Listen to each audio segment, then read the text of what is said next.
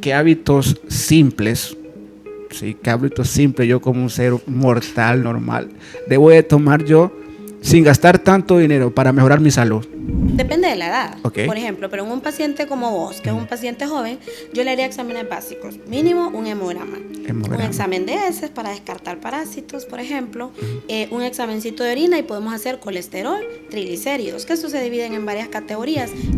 Perdón por mi sarcasmo. Así como ha cambiado la evolución de la tecnología, ¿ese examen de próstata sigue siendo el mismo o ya se mejoró con los tiempos? A veces a la juventud le gusta mucho desvelarse. Ok. Esas horas no se recuperan. Aunque yo duerma toda la tarde, yo no voy a recuperar esas horas. Entonces a largo plazo me puede generar infartos, me puede generar migraña y otros problemas como la presión o el azúcar alta. La médico encargado de él y siempre tenía que pasarle visita. Entonces hablábamos un montón y me contó un montón de cosas de su vida. Me acuerdo que antes que le diéramos el alta, él me regaló un anillo. Y pues yo no supe más del paciente. El paciente se fue. Mira que el paciente murió como al año y la mamá me escribió del número de teléfono de él para contarme que el paciente había muerto. ¿Y qué consejo le darías tú a esa joven que desea ejercer esta maravillosa carrera de medicina? Es un gusto tenerlos nuevamente en un programa muy, muy, muy especial. De hecho, creo que este programa es wow. Yo personalmente tengo el honor de decir que es un clásico. Tenemos en cabina a una persona a la cual creemos y consideramos que será de mucha utilidad, y quiero dejarlas con ustedes a la doctora Yasmin. Yasmin, es un gusto. Queremos saber cómo te sientes hoy. Muy bien, gracias a Dios. Como te comento, mira que el programa hemos traído futbolistas, hemos traído boxeadores, pero nunca nos habíamos topado con una doctora. Y gracias por tomarte el tiempo. Primeramente, sé que tu agenda es muy apretada. Gracias por tomarte el tiempo. Pero me gustaría comenzar con las preguntas. Y la primera pregunta para ti que tengo es, ¿cómo fue o cuál fue la motivación que inició en ti para dedicarte a este bello oficio, ¿le podemos llamar? Fíjate que me acuerdo que desde pequeña siempre me llamó la atención. Ok. Mi papá soñaba con ser médico y mi mamá quería ser licenciada en enfermería. Okay. Pues ellos eran personas de muy escasos recursos y ninguno de los dos pues pudo lograr esos sueños en particular. Pero mi papá tenía en la casa una biblioteca y él compró enciclopedias en aquel entonces con libros de medicina y libros de inglés, y él siempre nos motivó a estudiar, me acuerdo, a leer bastante. Entonces los libros de medicina siempre estuvieron ahí. Okay. Entonces desde muy pequeña los miraba y me llamaba la atención, aparte las historias de mi papá, lo que jugábamos con mis hermanas, como que estaba relacionado siempre al área de medicina, aparte que siempre me gustó mucho ayudar a los demás. Entonces siento que es algo que viene desde que estaba niña, pues primero por la motivación de mis papás, y cuando ya fui creciendo pues me llamó muchísimo más la atención. Wow, entonces podemos decir que ya estaba como ese don, ese talento, ese querer del servicio, ¿sabes? Una de las cosas que los niños reconocen, que una de las profesiones que a los niños, usted que ha estado en la rama tal vez de clases con niños, los niños, usted le pregunta, ¿qué es lo que quiere ser cuando sea grande? Y la mayoría siempre quieren ser doctoras. No sé si en tu caso fue eso. Y también cuando ellos van creciendo, como que toman un rumbo muy diferente. Pero agregando a eso, ¿qué es lo más satisfactorio que te ha pasado dentro de la carrera de medicina? Fíjate que ver la cara de los pacientes, cuando ellos se recuperan y tal vez decir, pucha, qué buena doctora, y tal vez le diste algo bien básico, pues, okay, pero que se van tranquilos, más que todo por la atención que vos le diste. Esa cara de ya me siento bien, okay, y de agradecimiento que ellos te dan. Ok. ¿Qué consejo le daría esa pregunta al final, pero puede ser en este momento? ¿Qué consejo tú como doctora le darías a una fémina, a una joven que viene comenzando y con ese deseo de decir, wow, quiero ser doctora? Tú comentaste al inicio, bajos recursos. Sí, y ese puede ser un impedimento. No sé si en tu momento los recursos fueron un impedimento para alcanzar tus objetivos? Fíjate que fue difícil en algún momento, o sea, mis papás no era que tenían dinero, pues, pero mi papá, vuelvo y te repito, y mi mamá siempre nos dijeron, ustedes pueden. Entonces ellos no nos pusieron una limitante como tal. Entonces a veces siento que tus limitantes están en la mente, porque puedes tener muchas dificultades, pero ahora hay otras facilidades. Si no puedes comprar un libro, puedes sacar fotocopias, puedes estudiar a través directamente de internet. Entonces, más que limitaciones de dinero, creo que son las que nosotros nos ponemos a veces en la cabeza. ¿Y qué consejo le darías tú a esa joven que desea ejercer esta maravillosa carrera de medicina? Primero, que si ponemos todo en manos de Dios, pues lo vamos a lograr. Y segundo, que no hay límites, pues, que si nosotros soñamos y de verdad lo queremos y nos lo proponemos, pues lo podemos lograr.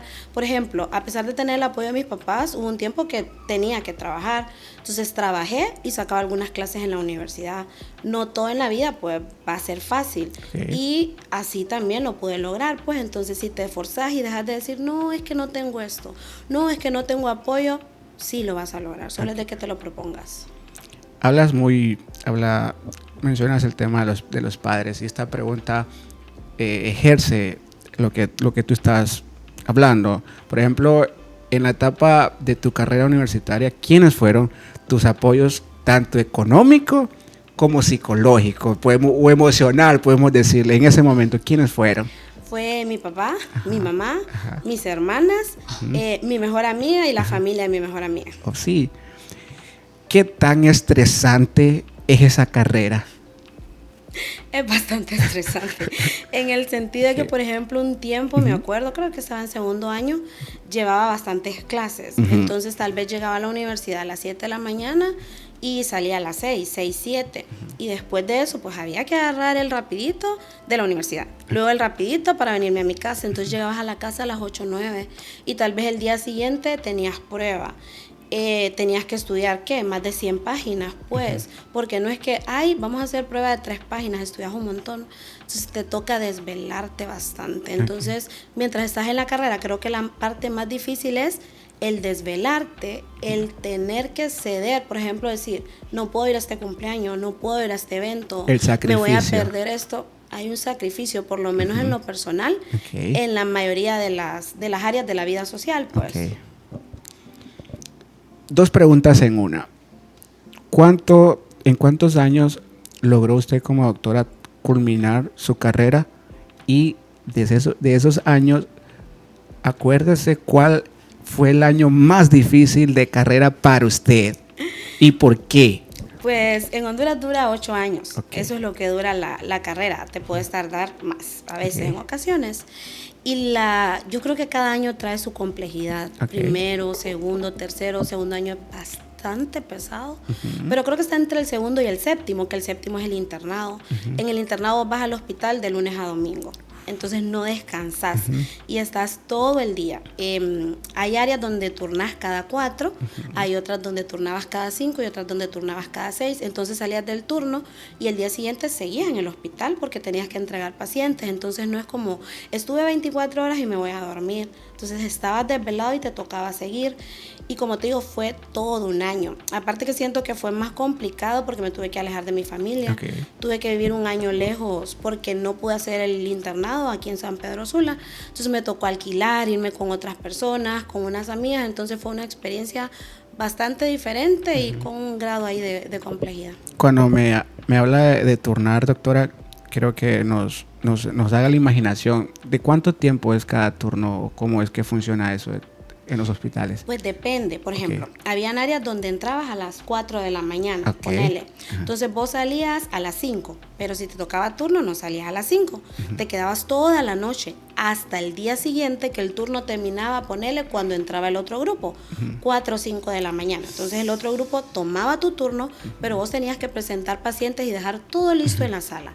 Algunos te dan posturno, que es que te vas a dormir a tu casa cuando ya terminaste de hacer todo, pero no en todas las áreas te dan posturno. Entonces, si no te das posturno, aunque hayas quedado toda la noche en el hospital, te quedas todo el siguiente día hasta que te den las 5 o 7, que ya es tu hora de salida. Entonces, a esa hora te vas a tu casa a descansar o a estudiar, que usualmente era estudiar, porque como te digo, tenías clases, pues, entonces tenías que seguir estudiando. ¿Y qué tanta vida social tiene una persona que se dedica o que se mete a este mundo de la medicina, así como usted como doctora? ¿Qué tanta vida social tiene? Pues en ese momento tenía, pero con mis amigas, Okay. que estudiaban la misma carrera. Tal vez por los horarios era más fácil cuadrar algunas actividades, pero no es tanta como la que tenés después de que te gradúas Okay. o antes. Entonces, le baja un poco, pero sí puedes tener. Pero vuelvo y te repito, casi siempre con las mismas personas con las que estás estudiando, porque los horarios se acoplan a ello, pues. El honor es nuestro, sí, y queremos aprovecharlo. Quiero imaginarme que usted es mi doctora, sí, que yo un día voy a su consultorio y la pregunta que yo hago de primero es, ¿qué hábitos simples, sí, qué hábitos simples yo como un ser mortal normal debo de tomar yo sin gastar tanto dinero para mejorar mi salud? Sí, fíjate que a veces la gente se imagina que para ser saludable tenés que tener mucho dinero, y eso no es así. Lo que pasa es que a veces nosotros desde pequeños en las escuelas no se nos educa de esta manera, o nuestros papás por desconocimiento pues no nos educan en cuanto a la alimentación. Pero existe un plato saludable básico. Por ejemplo, yo tengo que tener mi plato con un carbohidrato, que eso es arroz o guineo o papa o tortilla. Aparte, la mitad del plato tiene que ser ensalada y vegetal, y el otro cuarto del plato tiene que ser proteína, tiene que ser huevo, tiene que ser carne, pollo. ¿Qué pasa con nosotros? Que nos acostumbran a veces a comer arroz con guineo, arroz con tortilla, espaguetis con arroz. Estamos comiendo doble carbohidrato. Esto va a hacer que se te eleve el azúcar y padezcas de otras enfermedades. Esto va a hacer que subas de peso. Entonces, de manera general, tenemos que tener una buena alimentación en un platito saludable, bajarle a las comidas con mucho condimento, a las comidas fritas, al exceso de harina. Balancear adecuadamente nuestro plato. Otra recomendación, hacer ejercicio. Son 30 minutos de actividad al día. A veces decimos, no tengo tiempo. Bueno, entonces el fin de semana tenemos que hacer unas 2 horas y media de ejercicio, porque son 30 minutos al día por 5 días. Y si yo hago 2 horas y media, pues ya cumplí los requerimientos que necesito. Y tercero, dormir 8 horas. No 5, pero tampoco 15. O sea, 8 horas es lo que yo tengo que dormir, entre 8 y 10, ponele. Entonces, a veces a la juventud le gusta mucho desvelarse. Esas horas no se recuperan. Aunque yo duerma toda la tarde, yo no voy a recuperar esas horas. Entonces, a largo plazo, me puede generar infartos, me puede generar migraña y otros problemas como la presión o el azúcar alta. Una de las cosas que usted dice, doctora, que viene muy bien en este segmento, que es dormir bien. Y muchas de las personas que tenemos dentro de la comunidad son futbolistas o les gusta el deporte del fútbol o lo practican a tiempo completo. Y eso es el dormir bien. Ellos saben lo importante que es, porque ellos, el desgaste de ellos es físicamente, y el no dormir para ellos repercute un error máximo dentro de la cancha. Ellos lo saben muy bien. Otra de mis tantas preguntas es, yo como un ciudadano normal, por lo menos si tuviese la oportunidad de chequearme una vez al año, ¿cuál cree que sea, de todos los chequeos que existen, cuál cree que ustedes que sea el más importante para mí?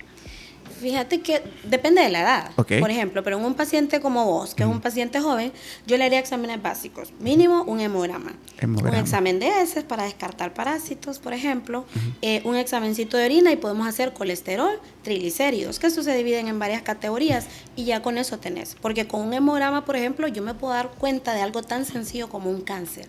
Ahora, si yo tengo una persona de 30 años, entonces yo le agregaría, por ejemplo, un ultrasonido, una citología. Mayor de 40 años, hombres, un examen de próstata, y mujer, una mamografía. Doctora, perdón por mi sarcasmo. Así como ha cambiado la evolución de la tecnología, ¿ese examen de próstata sigue siendo el mismo o ya se mejoró con los tiempos? Hay varios tipos. Hay uno que es en sangre, por ejemplo. A veces se hace un ultrasonido y se puede ver si la próstata ya creció de tamaño. Pero siempre es muy importante el rectal, que ese es al que le tienen un poco de miedo. Los hombres no les gusta mucho, pero realmente es una de las mejores maneras para darte cuenta cómo está la próstata, porque ahí sentís textura y entre otras cosas. Entonces es muy importante. Como te digo, básico, yo les mandaría el de sangre y ya después de ese, si vemos que ese está alterado, entonces podríamos hacer el rectal. ¿Y qué mitos usted como doctora cree que los habitantes o la población tiene respecto a la salud? ¿Algún mito que ellos se haya metido a la cabeza que usted como doctora y lo está practicando sabe que no es así? Por ejemplo, llegan bastante diciéndome el de la insulina. Okay. Que la insulina mata gente, que la diálisis, por ejemplo, es mala, que la insulina te va a poner delgado. Son mitos realmente. La insulina es un medicamento muy bueno para las personas que padecen de azúcar y va a ayudar a que tu nivel de azúcar se mantenga dentro de los rangos normales y tu vida pueda continuar casi de manera normal. Entonces eso es uno de los mitos más comunes que yo he observado dentro del área de la medicina, fíjate. ¿Alguna vez le ha tocado en su momento dirigir a un paciente con VIH? Dos preguntas. A un paciente con VIH y SIDA y las recomendaciones que usted como doctora le daría a un tipo de paciente de ese grado. Las recomendaciones es el cuidado que debe de presentar el paciente a lo largo de su vida. Fíjate que al final es una persona como vos y yo. Okay. O sea, realmente no pasa nada. Si el paciente se toma su medicamento, puede tener una vida normal y va a vivir la cantidad de años normales que hubiera vivido sano. Eso sí, medicamento correcto. Y vigilando ciertos laboratorios que uno siempre les hace para ver cómo están ahí ciertos parámetros y te guías por eso. Pero básicamente medicamento y tienen una vida completamente normal. O sea, de verdad que no pasa nada. Hay gente que todavía tiene en la cabeza que decía, no, y si lo abrazo pasa algo. Y si le doy un beso pasa algo. No pasa nada. O sea, realmente no pasa nada. En esa me dice que, bueno, un paciente de VIH puede vivir 50, 60, 80 años, siempre y cuando tenga los medicamentos adecuados, como usted dice. Exactamente, y los chequeos de rutina. Donde diga que todo está saliendo bien, porque uno se guía por eso, y si ve que algo no está bien, pues decimos, no, vamos a dar ese medicamento. No, te lo estás tomando correctamente, entonces uno se guía por ahí, pero la vida puede ser total y completamente normal si sos obediente con lo que el médico te está diciendo. Sí, porque creo que en estos momentos o en los momentos anteriores, cuando no estaba tan avanzada la medicina, eran como un tabú, sí, que desde el momento que hasta era delicado, porque ya no le hablé eso, ya no se junten cosas, ya lo descartábamos de la sociedad. Pero ahora que ha avanzado eso, usted nos está dando la afirmación que un paciente VIH puede vivir normal siempre y cuando tenga lo necesario. Creo que a su medio tiempo que usted ha transcurrido en esta carrera, se ha topado con muchos, innumerables tipos de pacientes.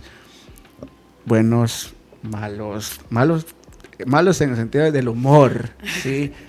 Sí, alegres, tristes, pero quiero que usted haga memoria de uno en particular que hasta el día de hoy, usted lo recuerda, un paciente que la marcó hasta el día de hoy. Tuve uno precisamente en el internado, que él tenía una enfermedad un poco complicada, él estaba en tratamiento, hacía recaídas, luego estaba muy bien. Pues el paciente estuvo ingresado, me acuerdo, en el hospital, estuvo más de un mes. Entonces yo era la médico a cargo, yo estaba haciendo práctica en ese momento, pero era la médico encargado de él y siempre tenía que pasarle visita. Entonces hablábamos un montón y me contó un montón de cosas de su vida. Me acuerdo que antes que le diéramos el alta, él me regaló un anillo. Y pues yo no supe más del paciente, el paciente se fue. Mira que el paciente murió como al año y la mamá me escribió del número de teléfono de él para contarme que el paciente había muerto. Y, o sea, me gustó pues porque él le habló entonces a la mamá de mí y yo me acordaba de que él era el paciente que me había dado el anillo. Entonces, a veces vos no te das cuenta que impactas otras vidas pues a través de lo que vos haces. ¿Y cómo lidia una doctora un momento de estrés en la consulta o en el área de trabajo, que tanta gente la está buscando o el problema es tan grande? ¿Cómo lidia usted personalmente con un ambiente estresante? Fíjate que a mí lo que me ayuda mucho, porque el estrés siempre está en todas las áreas, es realmente hablar con Dios. O sea, el leer la Biblia, el buscar de Dios me da una paz que pocas veces te puedo explicar. Entonces yo creo que eso yo lo llevo a mi vida personal, pues donde sea que esté, no digo yo, ¿cómo vas a tratar mal a alguien? Dios te trataría mal a vos. O por ejemplo, si estás a punto de colapsar, respira, ¿cómo actuaría Jesús? Entonces esas cosas me sirven mucho a mí para aprender a controlarme y el hacer ejercicio. Ok, sabe que una de las cosas, yo personalmente lo puedo testificar, a mí los hospitales no me gustan. Yo lo testifico, no me gusta. La razón es, no sé si es el primero que he ido, no me acuerdo, pero las veces que me ha tocado asistir, el ambiente particularmente a mí me da miedo, me aterra. ¿Hay alguna forma de poder cambiar ese tipo de ambiente en los hospitales? Porque yo siento que no sé si usted que pasa más tiempo ahí o soy yo o es mi percepción, pero el tiempo en los hospitales yo lo veo muy tenso, muy como tenebroso. ¿Será mi percepción o cómo lo ve usted? Fíjate que creo que depende de cada quien. Porque uno, si amas lo que haces, creo que vas a ir con esa emoción de me gusta ayudar a los demás. A veces están los problemas de la casa y a veces es bien difícil separarlos, pero tenés que saber que en el trabajo la gente lidia con sus propios problemas. Entonces, si fuéramos un poco más empáticos, creo que también el ambiente en el hospital sería un poquito más llevadero. Por ejemplo, si yo dijera, esa persona que está en la cama puede ser mi mamá, puede ser mi papá, puede ser mi abuelo, yo lo trataría un poquito mejor y haría el ambiente un poquito más agradable, pero a veces siento que somos un poquitito egoístas en decir, no, que yo estoy cansada, que no he dormido, que estoy estresada. Sí, probablemente sea cierto, pero la persona que está en la cama tal vez tampoco ha comido, tal vez tampoco tiene dinero, tal vez está pensando voy a sobrevivir o no. Entonces creo que la empatía es muy importante para cambiar ese ambiente tan hostil que a veces se siente en los hospitales, pues, o en las áreas donde hay enfermos. Sí, la empatía. Muy buen tema, doctora, la empatía, y cómo me gustaría que muchos en los hospitales la tuviesen. Obviamente que también afecta digo yo, el tanto tiempo estar ahí, porque podemos hacer ¿qué le digo? Hay enfermeras que en su momento, yo la entiendo por la presión del trabajo, pero en su momento tal vez es rutinario que alguien va a pedirles un consejo y ellas siempre están renuentes, como en el sentido de decir, siempre en defensa propia. Yo lo entiendo porque, digo yo, de eso pasa mucho tiempo, el estrés las abraza, digo yo. Pero, por otra parte, uno de los mitos que yo personalmente he tenido, que yo también a lo largo del tiempo me he dado cuenta que no es así, es que muchos de los que han querido estudiar doctorado es por el pago, porque en su imaginación ellos creen que los doctores ganan millones. Otra cosa para agregar, doctora, es después de cursar el área de doctorado en medicina, para afirmarse en una especialidad, ¿cuántos años más son de carrera? Aparte de los que usted ya cruzó, ¿cuántos años más son de carrera? Es que depende de la especialidad y depende del país. Por ejemplo, va más o menos de 3, 4 años aquí en Honduras, en algunas, en las básicas. Pero si quieres sacar la especialidad con una sub, que por ejemplo eso sucede en otros países, son 5 años, son 6, son 7 más, aparte de los 8 que ya estudiaste. Entonces, más que todo depende de lo que quieres estudiar y si solo quieres la especialidad o de un solo con la subespecialidad en otro país. Me habla de otro país. Para usted, ¿cuál es el país que más ejerce la profesión del doctorado? ¿Cuál es el mejor país para estudiar el doctorado, según su experiencia? En medicina, en general. Sí, medicina. Pues fíjate que hay un montón, porque yo tengo conocidos que tal vez se fueron a México a estudiar, les ha ido muy bien. Tengo una amiga, por ejemplo, estudiando en Guatemala, también le ha ido muy bien. Entonces, vuelvo y te repito, hay muchos en Alemania. Depende de lo que vos realmente querés estudiar y del dinero que tenés, por ejemplo, o del que no tenés, porque hay países que ofrecen beca. Entonces algunos dicen, no, me voy a ir a este país porque me está dando una beca, pero hay otros que dicen, me voy a ir a este país porque me cuesta tanto y mis papás me lo pueden pagar. Okay. O hay otros que tal vez nos quedamos acá y decimos, no, después en la especialidad me voy a ir, porque aquí, claro, puedes estudiar en una universidad, por ejemplo, en la Universidad Autónoma, que sí gastas, pero no gastas tanto como en otras universidades. Entonces, si no tenés tampoco mucho dinero, puedes decir, no, me quedo acá. Pero si tenés, no, me voy para México. Entonces, depende si tenés la posibilidad económica y depende si qué es lo que quieres estudiar realmente. Ok, doctora, ya para concluir, no sé si usted quiere agregar algo más a este episodio. Y quiero que usted se imagine nuevamente, vuelvo y recalco, ¿sabe? A la juventud, es que hay mucho joven que le gustaría estudiar medicina. ¿Qué usted afirmaría en ellos con certeza? Ya lo ha dicho, pero no quisiera dejarlo por alto. ¿Qué consejo usted le daría a esa gente? Y algo que agregar antes de terminar. Uno, que lo estudies porque realmente te gusta, Okay. porque no es fácil el desvelo, no es fácil tal vez perderte muchas reuniones, muchas salidas, pero si te gusta lo vas a disfrutar. Y lo otro es que soñes.